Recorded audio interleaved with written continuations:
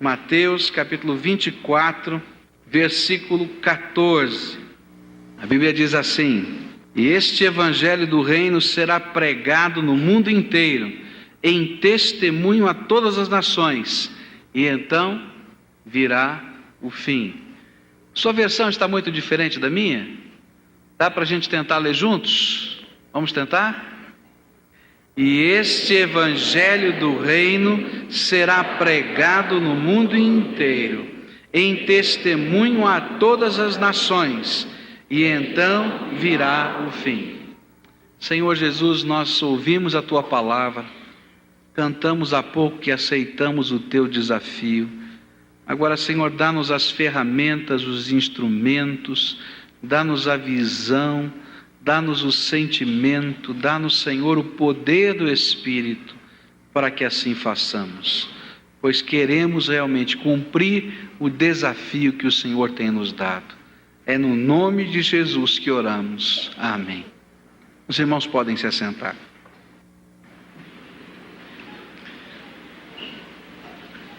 Vários irmãos têm me perguntado: e aí, pastor, como é que foi a viagem? O que aconteceu? E eu queria hoje, nesta manhã, falando sobre esse versículo de Mateus 24, 14, que foi o tema, foi a divisa de todo esse congresso que nós participamos ali na Coreia, tentar colocar alguns ensinos que eu trago para o meu coração. O que é que Deus falou à minha alma? E eu queria dividir isso com os irmãos. Eu não tenho um sermão para os irmãos hoje. Eu tenho mais um testemunho daquelas impressões que Deus deixou marcado aqui no meu coração, e eu queria dividir isso com a nossa igreja. Nós estávamos ali na Coreia em torno de mais de 4.000 delegados, pastores e líderes de 184 países diferentes. Foi a maior conferência que já houve na história do cristianismo sobre evangelismo e missões. Maior conferência em número de participantes e maior conferência em número de países representados. Ali eu estava como um dos delegados da delegação brasileira. Fomos com 240 delegados para lá. Foi a terceira maior delegação do mundo que ali estava. E isso a gente pode perceber que o Brasil está emergindo no mundo como uma das grandes forças missionárias que Deus está levantando. Nós já temos cerca de 2.000 missionários brasileiros espalhados pelo mundo, e existe o plano de até o ano 2000 esse número dobrar, em termos de pessoas que estão pregando a palavra de Deus fora desta terra. Havia um lema nesse encontro, que é o lema que nós somos desafiados a lançar para todas as igrejas, e eu estou trazendo para os irmãos. O lema é: uma igreja para cada povo, e o evangelho para cada pessoa, até o ano 2000 e além. Uma igreja para cada povo, e o evangelho para cada pessoa, até o ano 2000 e além. Esse grupo que está liderando esse trabalho, se inspirou nas palavras de Moody, aquele grande evangelista do final do século passado e começo desse século, que desafiou a igreja do seu tempo até o ano 2000 cumprir a grande comissão. E ele disse algumas palavras que foram várias vezes repetidas, são palavras do seu sermão, que foi pregado em 1901, e ele então foi repetido algumas vezes. Ele disse: isto pode ser feito, isto precisa ser feito, isto deve ser feito. E isso foi repetido tantas vezes naquele congresso, que a gente pode pregar a palavra de Deus, que não existe talvez geração na história do cristianismo que tenha mais oportunidades de pregar a palavra de Deus, que tenha mais facilidades de atravessar distâncias, que tenha mais tecnologia para alcançar o mundo inteiro do que a nossa geração. E que essas palavras que foram ditas lá em 1901 eram palavras proféticas, que estavam repercutindo em nossa geração. Esse não foi o primeiro encontro nesse espírito. Em 1966, em Berlim, surgiu a primeira consulta global, onde os homens ali, os crentes ali reunidos em Berlim, em 1966, clamaram a Deus pedindo que o Evangelho fosse anunciado a todo mundo dentro da sua geração. Uma geração tem mais ou menos 40 anos. Eles estavam dizendo: Senhor, até o começo do novo século, que esse Evangelho possa alcançar todos os lugares da terra.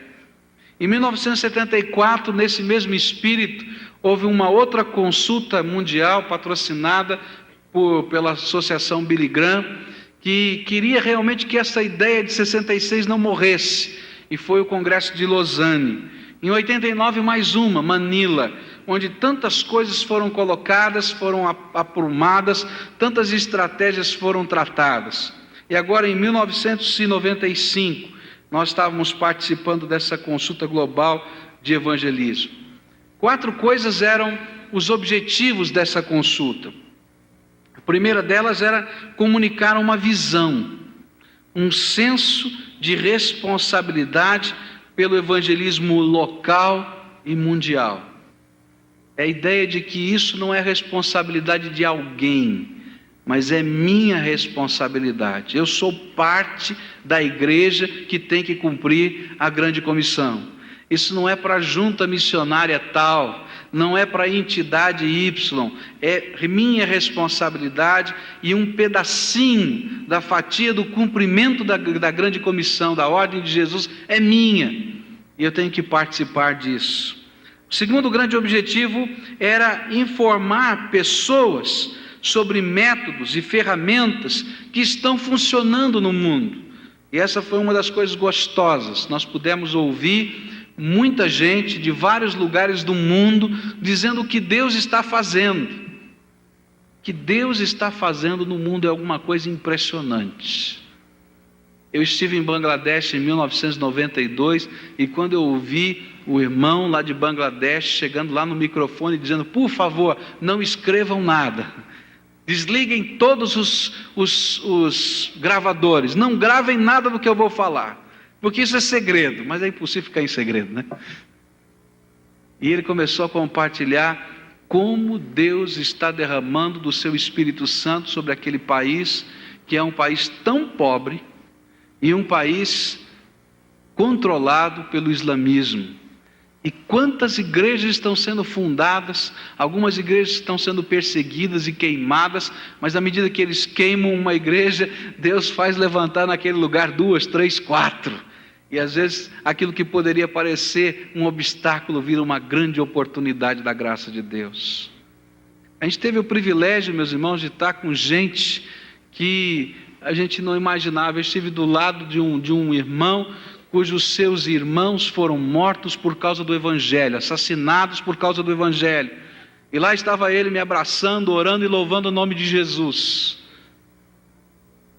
Havia coisas que a gente participava ali, meus irmãos, que não eram sermões, mensagens proferidas do púlpito, mas eram vidas que estavam ali do nosso lado, daqueles 184 países, que eram preciosas demais. E que eram mensagens de Deus. Eram mensagens de Deus para a nossa vida. O terceiro grande objetivo era facilitar a cooperação. Porque às vezes nós estamos tão fechadinhos no nosso cantinho, que nós não conseguimos perceber que juntos podemos chegar mais rápido. E essa consulta tinha esse grande objetivo de mostrar que existem diferenças. No meio evangélico existem muitas diferenças, mas a missão é maior do que a nossa diferença. E que o nome de Jesus precisa chegar a todos os lugares, apesar das nossas diferenças. Isso foi uma das coisas que impactou profundamente o nosso coração. O quarto objetivo dessa consulta era, trabalhando em conjunto, receber dados para identificar quais eram verdadeiramente os povos não alcançados, para que o mundo evangélico soubesse disso, e para que as iniciativas das igrejas, das associações, das juntas, pudessem ser voltadas para esses povos que ainda não foram alcançados. Na prática, o que significa isso? Ao invés de eu plantar uma igreja do lado de uma outra igreja, eu vou plantar uma igreja batista do lado de uma igreja presbiteriana. Eles dizem, olha, vamos fazer o seguinte, pega esse esforço e planta na cidade tal que não tem igreja nenhuma, e eles nunca ouviram falar de Jesus. E de repente, então, esses povos em que ninguém nunca entrou, vamos entrar. E vamos fazer uma parceria, vamos ajudar uns aos outros, para que nós possamos chegar mais rápido ao cumprimento da grande comissão. Esses foram os objetivos, e realmente foram algumas coisas que foram sendo massificadas no coração da gente, e que produziram efeitos na minha vida. E eu queria então destacar com os irmãos, como é que estas coisas, esses 4 objetivos, impactaram a minha vida. Eu sei que cada delegado ali foi impactado de alguma maneira, mas os meus olhos se abriram e o meu coração se abriu para determinadas coisas que eu sinto que Deus quer que a gente esteja valorizando mais. E a primeira coisa que eu aprendi naquela consulta e que mexeu com o meu coração foi o valor das orações para o cumprimento desta grande comissão. O valor das orações para o cumprimento desta grande comissão. Houveram várias coisas nessa consulta que mexeram com a gente em termos de oração. Logo no primeiro dia, nós fomos recebidos pelos coreanos. Eles estavam lá, as senhoras coreanas receberam todos os delegados com um programa especial, cultural. Elas estavam vestidas com as roupas tradicionais, estavam nos aguardando à porta desse grande centro de missões, uma igreja imensa. Todos os 4.000 delegados participaram do culto ali, almoçavam ali, só para você ter uma ideia da dimensão da igreja. Nós vamos mostrar um filme disso, quarta-feira, se você quiser ver, quarta-feira, nosso culto de oração, vou poder mostrar. Mas ali foi contado a história daquele centro de missões. E aí já começou a impactar o coração da gente por causa das orações. Há 17 anos atrás, aquela senhora que estava liderando o trabalho das senhoras que nos recebiam, estava muito preocupada com a vida financeira do seu marido. Seu marido era um empresário que naquele momento da vida estava passando por grandes dificuldades, como talvez muitos dos irmãos estejam passando por grandes dificuldades hoje. A gente sabe que o nosso país está vivendo um momento difícil, de desemprego, de arroz salarial mais uma vez, e a gente percebe a angústia do coração de tanta gente. E aquela senhora estava vivendo isso há 17 anos atrás. E ela então começou a reunir um grupo de senhoras, de manhã bem cedo, para estarem orando pelos seus maridos, orando pela vida deles, pelo trabalho deles, pelo desempenho profissional. E todos os dias, às 5 horas da manhã, aquelas senhoras se levantavam e se reuniam para orar. E uma coisa interessante começou a acontecer. Os maridos levavam as esposas para o encontro de oração, 5 horas da manhã. Aí disseram, mas nós já temos que trazer vocês aqui mesmo, por que a gente não pode orar junto? E aí então os casais começaram a orar.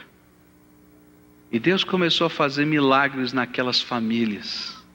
E hoje, depois de 17 anos, aquele grande centro de missões, uma coisa imensa, foi construído com o dízimo das empresas do marido desta senhora, que motivou outras senhoras a orarem pelos seus maridos. Deus faz coisas incríveis, e faz quando o seu povo aprende a orar. A gente descia no porão daquela igreja, tinha um subsolo, onde existiam as salas de oração. E era uma coisa bonita, porque 24 horas no dia tinha gente orando nas salas de oração. Tinha uma sala maior, onde a gente podia chegar e as pessoas oravam pela gente. Estavam constantemente orando uns pelos outros. Eu desci lá, aquela sala, mas que coisa gostosa. A gente se comunicava com dificuldade. Meu inglês é meio mambembe, né? Não é lá essas coisas. E lá estavam as pessoas e sempre alguém tentando saber por que eu devo orar, não é?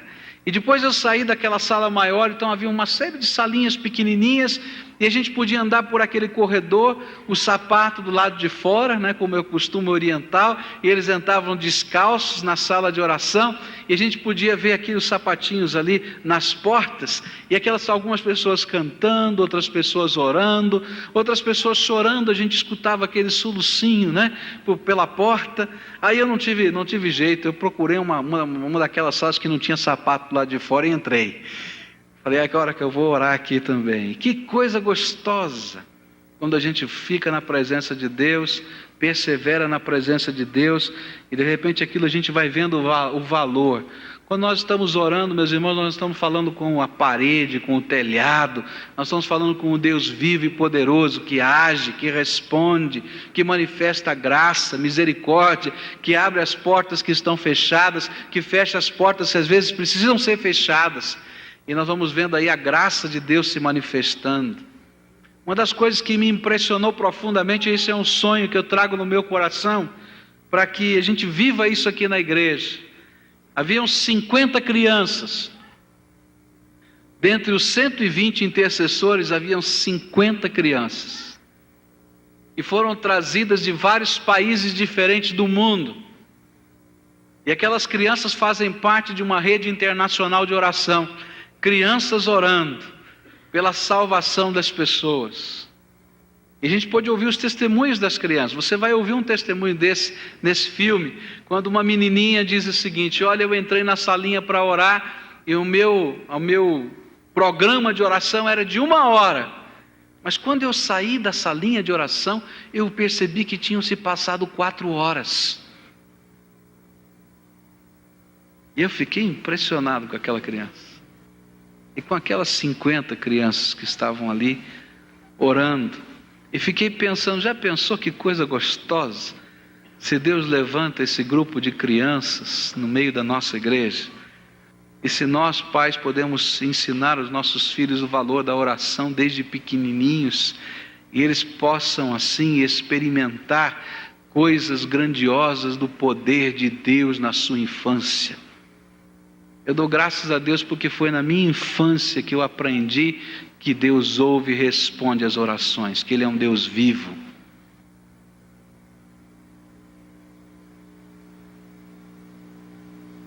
Não dá para a gente sair desse encontro sem sentir no coração.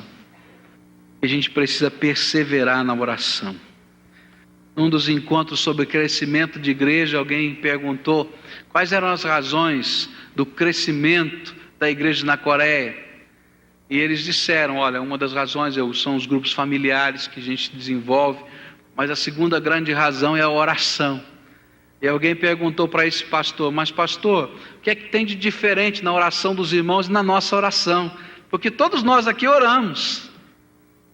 E aquele pastor ficou meio constrangido, meio de cabeça baixa, ele disse, perseverança.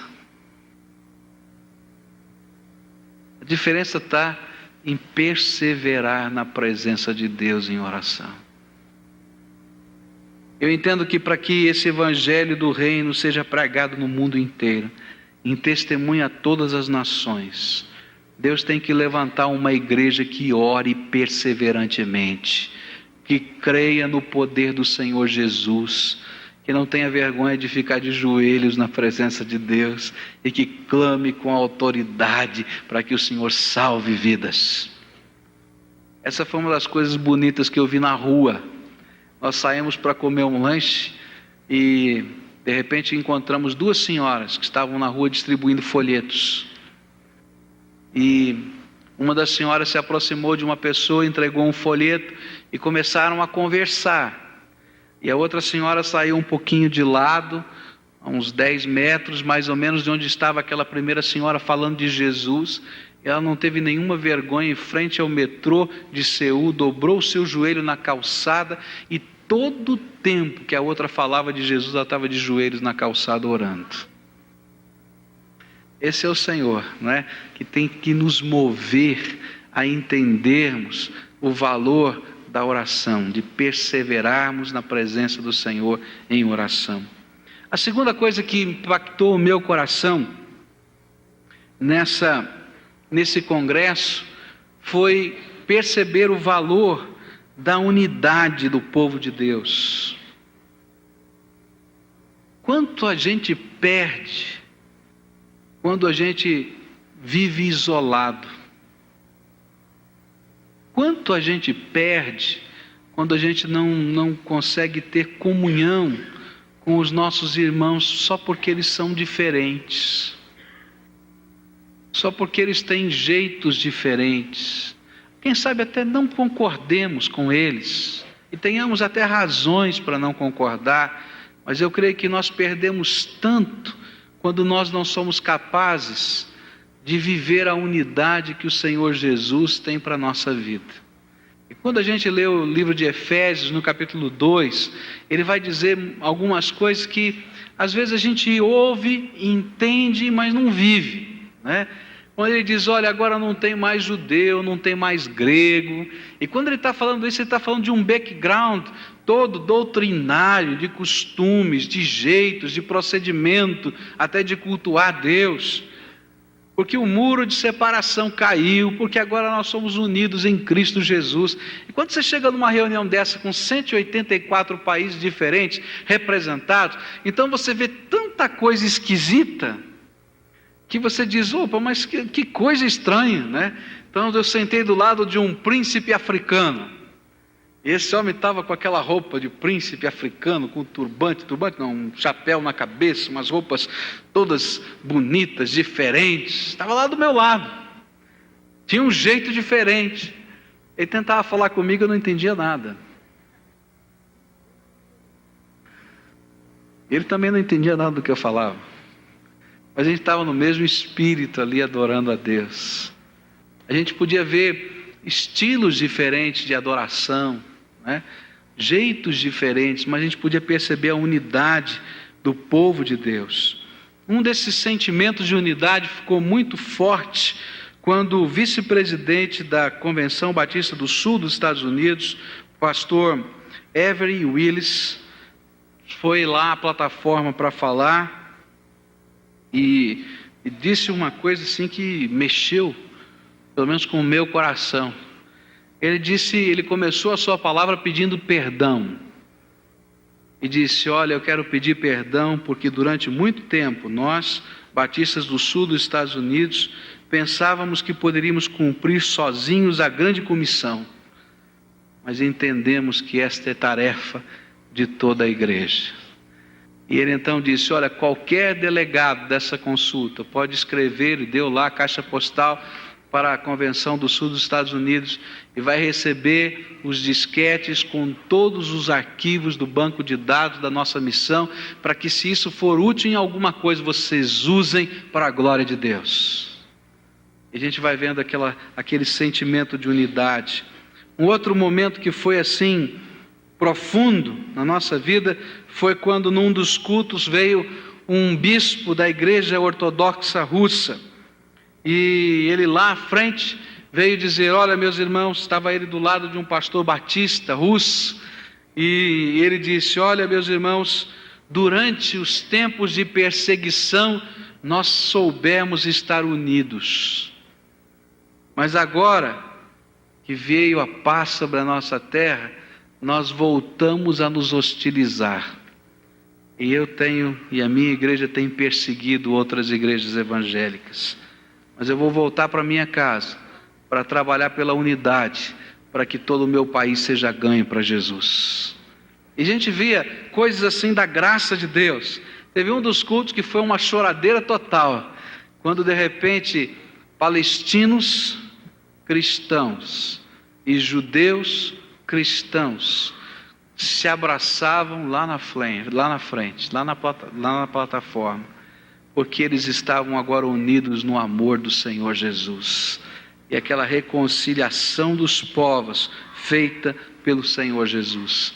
Eu tenho certeza de que nós temos aprendido aqui no Brasil o valor desta unidade. Os irmãos eu queria ter estado aqui para ver, aqui na nossa igreja, esse encontro do pastor Caio Fábio, que disse que lotou tudo aqui, que não tinha lugar nem para pensamento, e E realmente aquilo é uma expressão da unidade do povo de Deus. Várias denominações unidas. E eu creio que essa é uma semente para que a cidade de Curitiba seja ganha para Jesus. Uma semente para que juntos nós possamos entrar com mais rapidez em todos os cantos dessa cidade, falando do poder de Deus e do amor de Jesus. Eu creio que essa é uma lição de Deus. Eu sei que existem diferenças, eu sei que existem doutrinas, mas eu sei que existe uma missão que é maior do que as nossas diferenças. A terceira coisa que eu aprendi foi o valor de uma visão evangelística e missionária da igreja. Uma coisa que trouxe muita tristeza ao coração dos delegados foi perceber alguns irmãos chegando até o microfone para dizer: olha, eu vou sair daqui abençoado e vou levar uma mensagem para a minha igreja. A mensagem de que nós também podemos evangelizar e ter missionários. Porque existem igrejas no mundo que não aprenderam que a missão que Jesus deixou não foi apenas para o país A, B, C ou D, mas é para toda a igreja em toda a face da terra. E quando uma igreja não tem visão missionária, ela não tem visão para ganhar pessoas para Jesus. E uma das coisas que me impressionou chegando aqui, eu recebi a visita do pastor Buck, aquele pastor que esteve conosco, que está desenvolvendo um trabalho na Ucrânia, e ele veio então para nos trazer um relatório do que Deus está fazendo na Ucrânia, e contou tantas coisas bonitas. A igreja foi organizada, tem 80 membros, estão construindo, compraram o terreno, estão construindo, e assim ele nos trouxe notícias boas. E eu perguntei: pastor Buck, não tinha nenhuma igreja naquela cidade? Ele então, entristecido, disse: pastor, tem 2. Quantos membros tem cada uma dessas igrejas? Ele disse: olha, uma tem 300, outra tem 400. E eu perguntei: quantas congregações tem esta igreja? Ele disse: nenhuma. Por quê?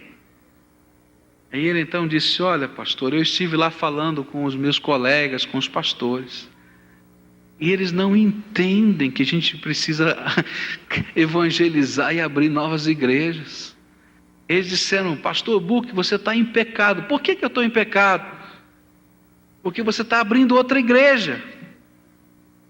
Ele disse: olha, eu tenho certeza que eu não estou em pecado, porque essa é a vontade de Deus, que pessoas creiam no Evangelho e que esse Evangelho seja pregado em todo o mundo.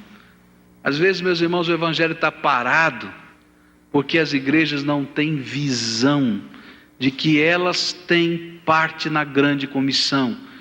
Essa grande comissão tem que ser cumprida não só pelo fulano que está lá no país X, mas por mim. Eu sou parte disso, a minha igreja é parte disso. Nós temos essa missão e Deus quer que nós estejamos desempenhando essa tarefa. Esse é o propósito de Deus. Nós temos um exemplo triste aqui no Brasil. Em Santa Catarina, uma das maiores igrejas de Santa Catarina, na cidade de Tubarão, a única igreja na cidade, tem 50 anos de fundação, nunca organizou nenhuma igreja e não tem nenhuma congregação. Vai passar 50 anos do mesmo jeito. E o evangelho em Santa Catarina não vai progredir, enquanto nós não enxergarmos que a grande comissão é minha responsabilidade, é nossa responsabilidade, é responsabilidade de toda a igreja. Eu fiquei muito feliz quando recebi quarta-feira uma notícia a respeito do irmão Ferreira. O irmão Ferreira está aqui, não? Onde é que está? Está lá em cima. Eu vou falar aqui, posso falar, meu irmão? Posso?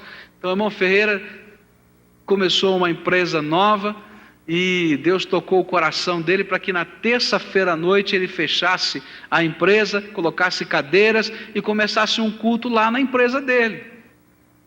E hoje ele tem mais de 100 pessoas frequentando o culto na terça-feira à noite, entre os seus amigos, seus clientes e até os seus concorrentes. Estão lá ouvindo a palavra de Deus. A grande comissão é minha responsabilidade. Qual é a minha parte nesse negócio? Essa é a oração que nós temos que fazer. Senhor, o que é que tu queres que eu faça? Como é que tu queres que o evangelho possa ser pregado através da minha vida? Qual é a minha missão? E a gente vai ouvir a resposta de Deus. Eu tive a oportunidade de sair na cidade e andamos juntos com um irmão filipino, leigo, que Deus chamou, tocou o coração dele e fez com que aquele irmão percebesse que a parte dele na grande comissão era pregar o evangelho em Riad, na Arábia Saudita. E ele descobriu uma coisa maravilhosa: a bênção de não ser pastor. E só porque ele não era pastor, mas era um profissional, ele saiu e foi aceito o seu visto de entrada. Ele montou a sua empresa em Riad, na Arábia Saudita, e hoje é um dos líderes da igreja subterrânea naquele país. O pastor que liderava essa igreja subterrânea foi expulso do país, e ele estava lá, aquele leigo que Deus chamou para que usasse os seus dons e talentos, para que trabalhasse naquele país, para que ele fizesse missões. Eu fiquei pensando, meus irmãos, como Deus pode movimentar o seu povo? Eu fiquei pensando nos aposentados, me perdoe, mas vou pensar agora alto. Quantas cidades no interior do Paraná, no interior desse Brasil, calmas, tranquilas, gostosas para viver a velhice, que não tem uma igreja sequer, e que Deus precisa de uma força nova missionária, de pessoas cheias de experiência, de visão e de fé, que se mudem para essas cidades para dizer: eu vim aqui plantar uma igreja em nome de Jesus.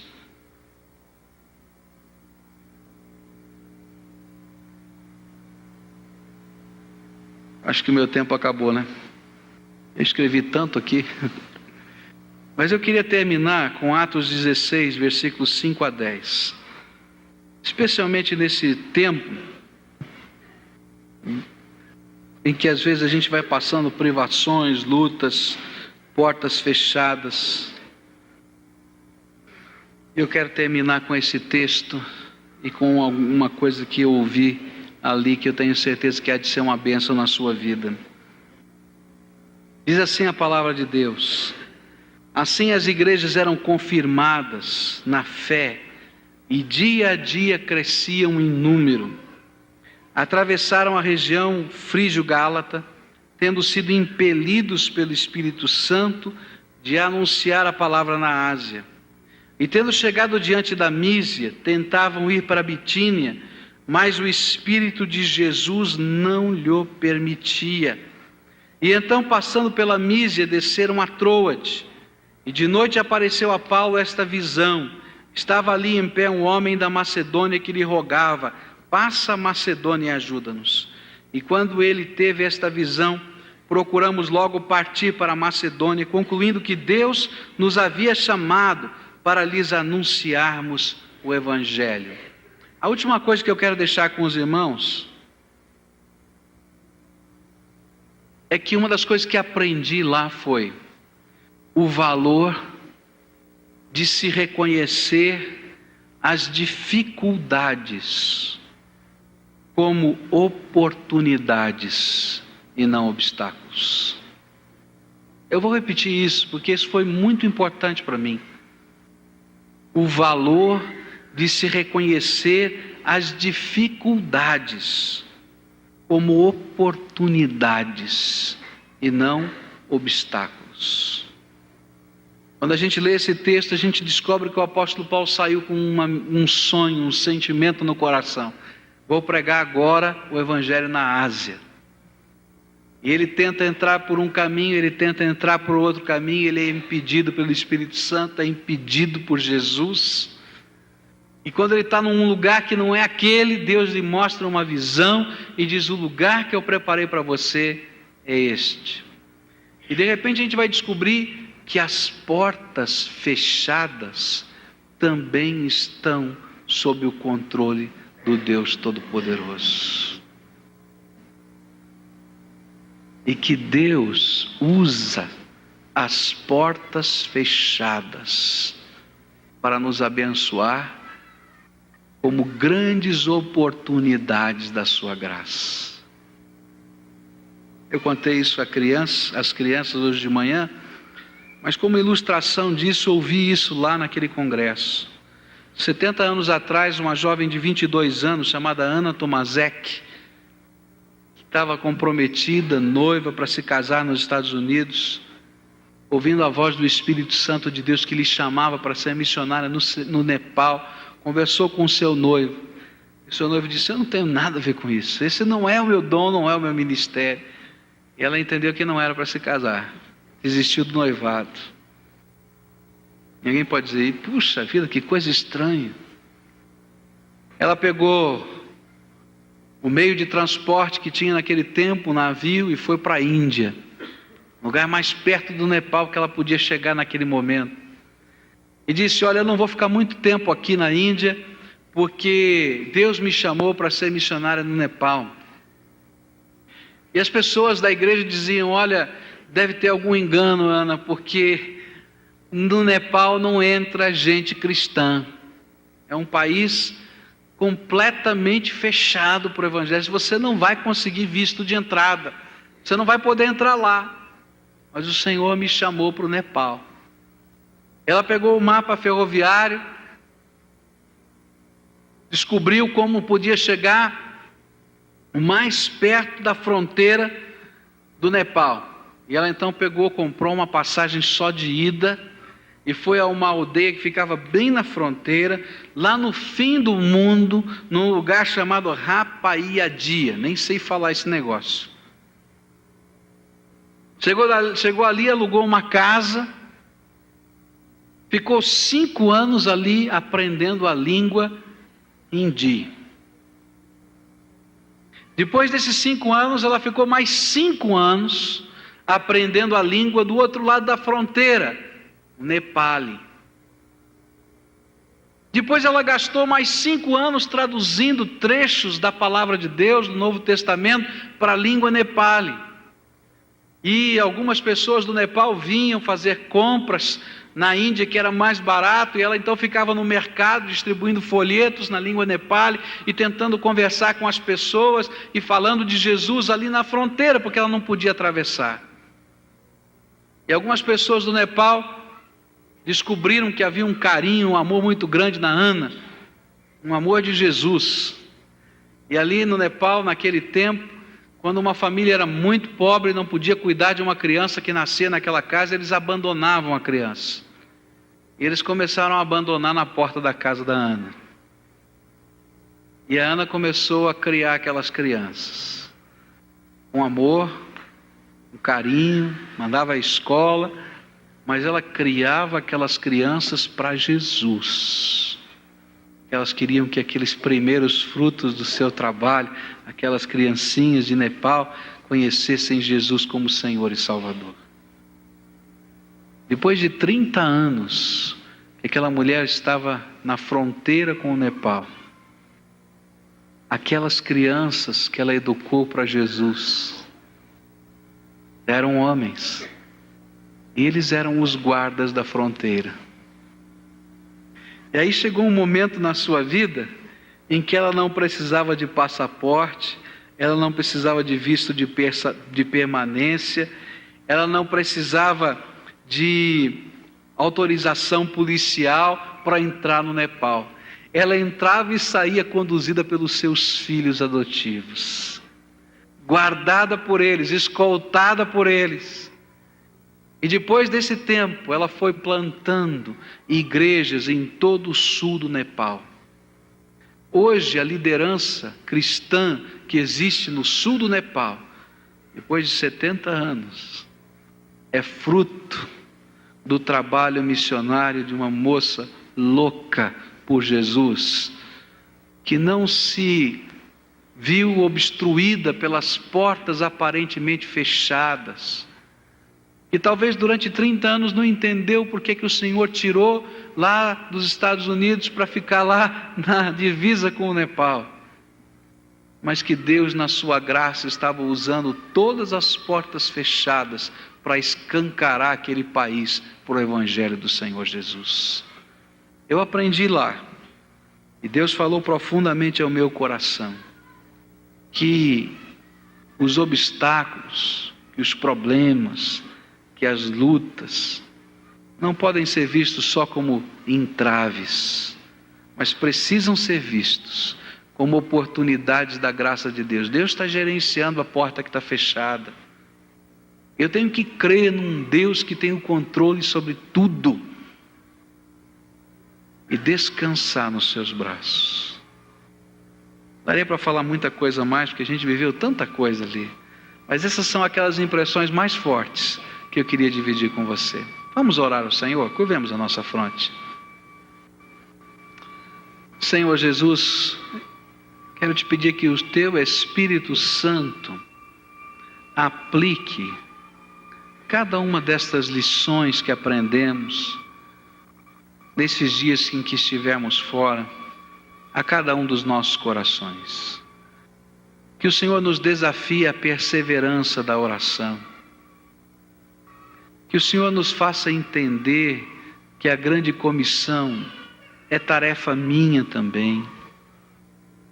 Que o Senhor nos faça compreender o valor de estarmos trabalhando juntos para a glória do Teu reino. Que o Senhor possa trabalhar o nosso coração, às vezes ferido, doído, que não consegue perceber as oportunidades do Senhor em meio às portas fechadas.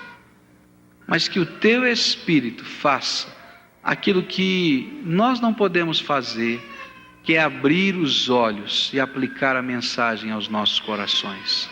É no nome de Cristo que assim oramos. Amém, Senhor. Amém.